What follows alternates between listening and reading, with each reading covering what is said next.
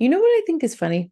We spend so much time prioritizing physical safety with our kids, wanting to teach them about how to stay safe, cross the road, don't put forks in toasters, right? But how many times do we really focus on emotional safety? How often do we talk to our kids about their feelings, about their emotions? Is it usually that they talk about their feelings and emotions with us and we, sit down over a cup of tea and we have a nice chat about how do you feel about that and how did that make you feel? Or is it that they get raging explosive about something and we say, knock it off, you keep acting like that, you're going to lose your screen time, I'm going to send you to your room.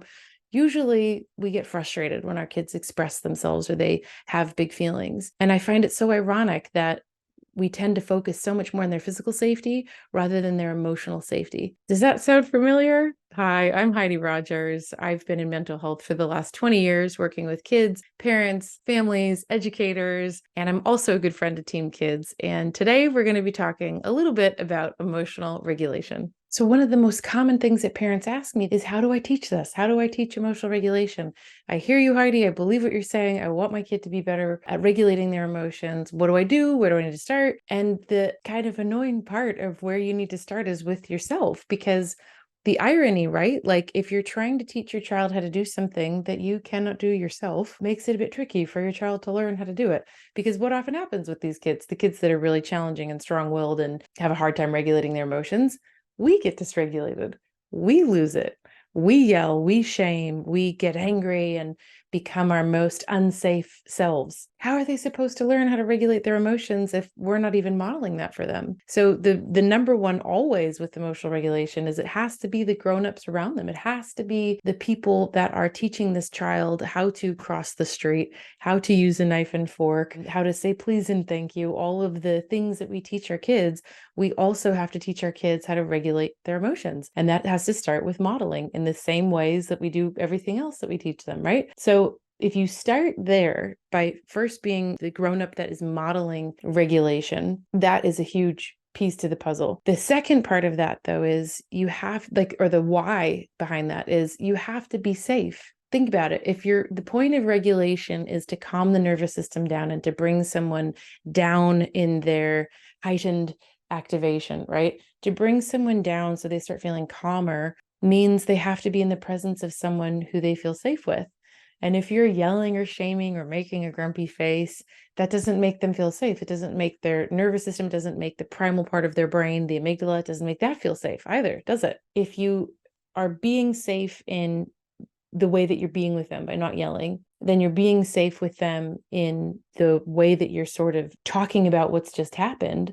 That then means they can start to take online and take on board and process what you're saying, process how you're looking, how you're acting, what you're doing. Then they can start to learn. And then the next time they can maybe execute and implement some of the skills that you've just modeled for them and then taught them. But again, the brain needs to feel safe to learn. If you're yelling or shaming or losing it just like they are, they're not going to learn anything. They can't learn anything because the brain will just go into a fight-flight response. So if you want the brain to stay open for learning and you want the brain to be receptive and malleable and curious, the child has to feel safe, not threatened, punished, intimidated, shamed. None of that stuff is going to work if you're trying to teach them stuff. And that's the irony of how most of us handle emotional regulation moments. When a kid pushes another kid or throws something and it breaks, we go, what are you doing? Why would you do that? Don't do that. And we get all upset. And then what are we modeling? And what are they taking away from that?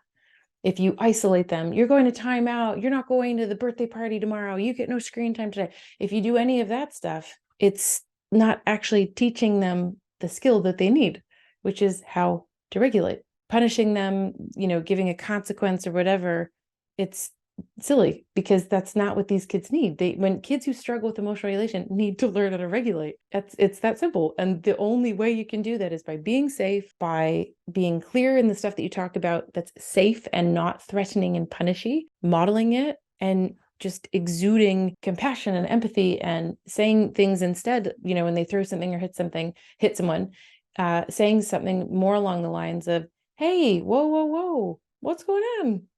I know you're a good kid. So I know for you to hit him, there must be something real big going on for you. Because I know you're a good kid and I know you wouldn't do that normally. So what's going on? Tell me what's going on so I can help you with this. Here, I'll help you clean that up. I know you didn't mean to break it. I know you threw it because you were frustrated, but I know you didn't mean to break it. I know you didn't mean to hurt him. You wanted him out of your face, and that's why you pushed him. I know.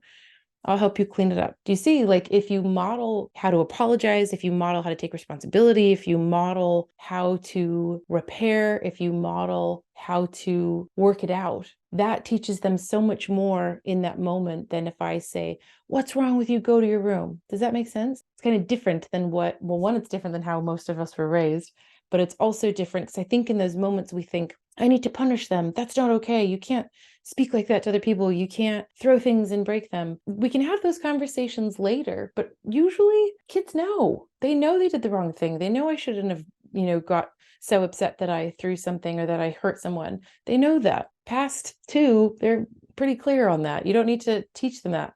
It's in that moment I was so dysregulated. In that moment, I could not stop myself. Why? Because my brain's not fully developed, because I'm a kid. And if you're under 25, the cortex, the part of the brain that's sort of the brakes that makes you go, whoa, slow down, that part's just not online yet. Develops at 25. The prefrontal cortex fully develops at 25. So you can see how if you're expecting a child to sort of rein themselves in when they're getting really upset because you stole something of mine, or I wanted the second cookie, or whatever it is, it's kind of the silly expectation, isn't it? Because it's often our expectations that create all the suffering. You're expecting the child to be able to regulate, to rein themselves in, to hold back, to have impulse control. That's like saying, I want my cat to make me a sandwich. It's like, that is just an expectation that is not going to happen. Expecting a child, and when I say child, I'm thinking under 25, because that's when the brain fully develops. If you're expecting a child to regulate their emotions and have impulse control, that's just a wildly unrealistic expectation. They can improve and they can learn skills, but it's not fair to expect that of them.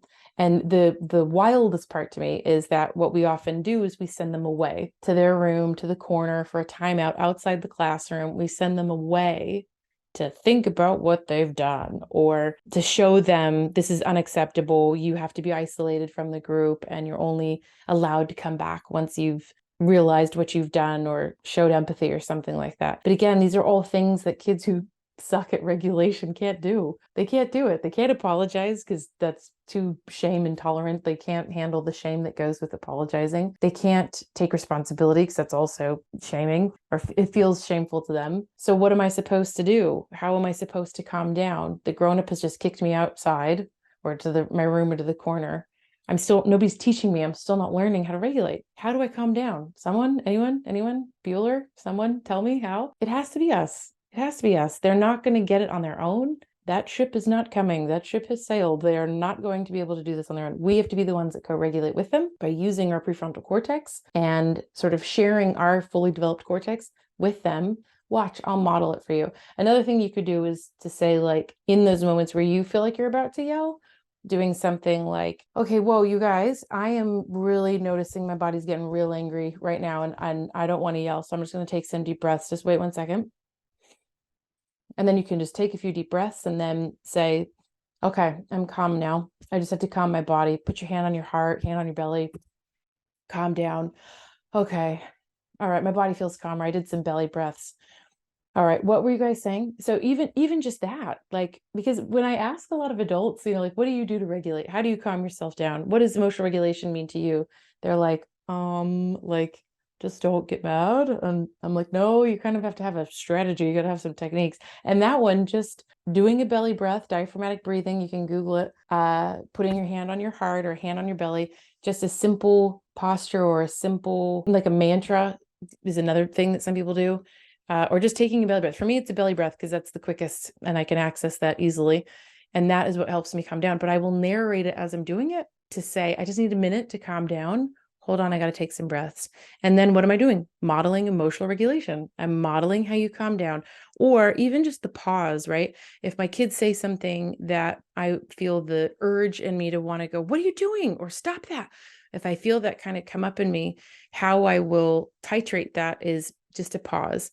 And my kids will see that because they'll comment on it, or they'll notice that I took a minute. And so I see them say, break something, and everything in me goes to want to go, wah, and I'll just go, it's okay, we'll clean it up. Pause. Does that make sense? So it's these little ways that you're modeling what you want to see in them. So emotional regulation is not going to be taught by sitting in your room.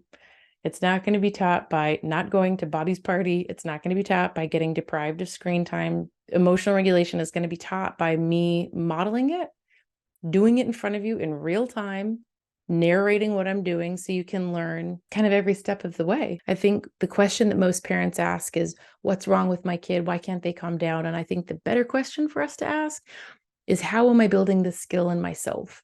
What am I doing to model this kind of behavior in me for them to see? Because regulation is contagious.